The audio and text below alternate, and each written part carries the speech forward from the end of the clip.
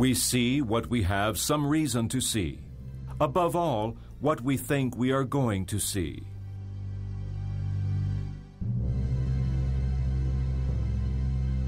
Maybe for this reason, Dali saw in the rocks of Cap de Creus the form of a car.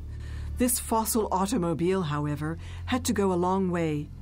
At the International Exhibition of Surrealism, it became the rainy taxi. The taxi is the setting for crime. Inside it, there is a nude model, an enigmatic Oriental, and the chauffeur with silver hands. Nevertheless, its most unusual passengers are the dozens of giant snails that inhabit it, because in the taxi, it rains inside the vehicle instead of outside.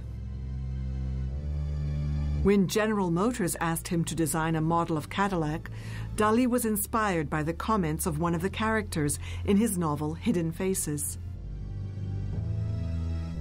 The new aerodynamic cars are too naked, and it's horrible to look at them. They have too many curves, too many rounded parts. I would only buy one if they were dressed.